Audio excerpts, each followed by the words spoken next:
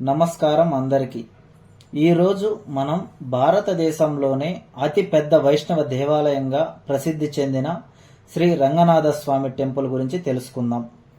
ఈ ఆలయం కేవలం ఒక దేవాలయం మాత్రమే కాదు, వేల సంవత్సరాల చరిత్ర, భక్తి, సాంస్కృతిక వైభవాలకు ప్రతీక నిలిచిన ఒక మహా దివ్య క్షేత్రం. ఈ ఆలయ ఆవిర్భావం విశేషాలు. పురాణాల ప్రకారం శ్రీ మహావిష్ణువు రంగనాథ స్వరూపంలో ఉన్న ఈ దివ్య విగ్రహాన్ని బ్రహ్మదేవుడు ఆరాధించేవాడు. ఆ తరువాత ఈ విగ్రహం ఇక్ష్వాకు వంశ రాజులకు చేరి చివరకు శ్రీరాముడు లంకా యుద్ధం అనంతరం తన భక్తుడైన విభీషణుడికి బహుమతిగా ఇచ్చాడని చెబుతారు. విభీషణుడు ఈ విగ్రహాన్ని లంకకు తీసుకెళ్తుండగా కావేరీ నదీ తీరంలో విశ్రాంతి కోసం ఉంచాడు. ఆ సమయంలో విగ్రహం అక్కడే స్థిరపడిపోయిందని, అదే నేటి శ్రీరంగం క్షేత్రమని స్థల పురాణం చెబుతుంది. ఆలయ విశిష్టత. శ్రీరంగం ఆలయం తమిళనాడులోని తిరుచిరాపల్లి సమీపంలో కావేరి మరియు కొల్లిడం నదుల మధ్య ఉన్న ఒక ద్వీపంలో నిర్మించబడి ఉంది. ఇది ప్రపంచంలోనే అతిపెద్ద క్రియాశీల హిందూ దేవాలయ సముదాయాల్లో ఒకటి. ఈ ఆలయం సుమారు 156 ఎకరాల విస్తీర్ణంలో ఉంది. ఇక్కడ 21 భారీ గోపురాలున్నాయి. అందులో రాజగోపురం సుమారు 236 అడుగుల ఎత్తులో దక్షిణ భారతదేశంలోనే అత్యంత ఎత్తైన ఆలయ గోపురాలలో ఒకటిగా నిలుస్తుంది. రామానుజాచార్యుల సంబంధం. శ్రీరంగం అంటే వెంటనే గుర్తొచ్చే మహానుభావుడు శ్రీ రామానుజాచార్యులు. విశిష్ట అద్వైత సిద్ధాంతాన్ని ప్రపంచానికి పరిచయం చేసిన రామానుజాచార్యులు ఇక్కడే అనేక సంవత్సరాలు నివసించి ఆలయ నిర్వహణలో కీలక మార్పులు తీసుకువచ్చారు. అత్యంత ఆశ్చర్యకరమైన విషయం ఏమిటంటే ఆలయ పార్థివ దేహం నేటికి ప్రత్యేక సంరక్షణలో ఆలయంలో దర్శనమిస్తుందని భక్తులు విశ్వసిస్తారు. ముస్లిం దండయాత్రలు మరియు పునర్నిర్మాణం. 14వ దశాబ్దంలో జరిగిన దండయాత్రల సమయంలో ఆలయం తీవ్ర నష్టాన్ని ఎదుర్కొంది. అయితే భక్తులు మరియు రాజులు కలిసి ఆలయాన్ని రక్షించి తిరిగి పునర్మించారు.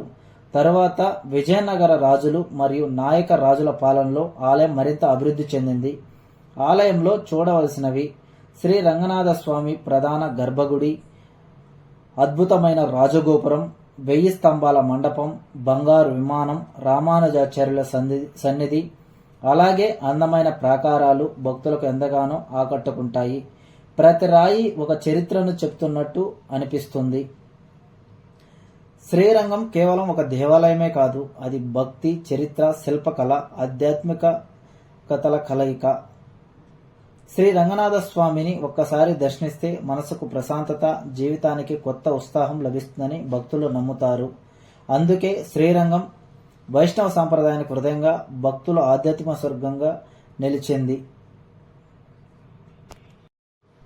శ్రీరంగాన్ని కాపాడిన భక్తులు.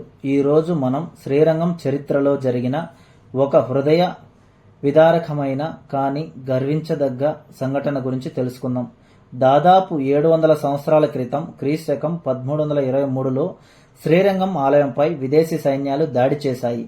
ఆ సమయంలో శ్రీరంగం కేవలం ఒక ఆలయం మాత్రమే కాదు, శ్రీ వైష్ణవ సాంప్రదాయానికి కేంద్రంగా ఉండేది.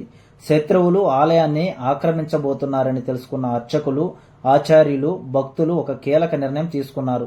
శ్రీ రంగనాథ స్వామి ఉత్సవమూర్తిని రహస్యంగా ఆలయం నుంచి బయటకు తీసుకెళ్లే సురక్షిత ప్రాంతాలకు తరలించారు. అయితే ఆలయంలోనే మిగిలిన వేలాది మంది భక్తులు తమ దేవుణ్ణి, తమ సాంప్రదాయాన్ని కాపాడుకునేందుకు ప్రాణాలను సైతం లెక్క చేయలేదు. వైష్ణవ సాంప్రదాయ చరిత్ర ప్రకారం వేలాది మంది భక్తులు ఈ దాడిలో ప్రాణత్యాగం చేశారు.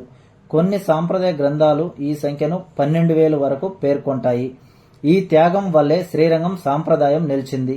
ఎన్నో సంవత్సరాల తర్వాత శ్రీరంగనాథ స్వామి ఉత్సవమూర్తి తిరిగి శ్రీరంగానికి చేరుకుంది. ఆలయంలో మళ్లీ పూజలు ప్రారంభమై. అందుకే శ్రీరంగం కేవలం ఒక ఆలయం కాదు, అది భక్తి, త్యాగం, ధర్మరక్షక ప్రతీక. తమ దేవుడి కోసం ప్రాణాలు అర్పించిన ఆ మహాభక్తుల త్యాగం వల్లే ఈ రోజు మనం శ్రీరంగనాథ స్వామిని దర్శించగలుగుతున్నాం. దేవుడి కోసం ప్రాణాలను అర్పించిన భక్తులు చరిత్రలో ఎప్పటికీ చిరస్థాయిగా నిలిచిపోతారు.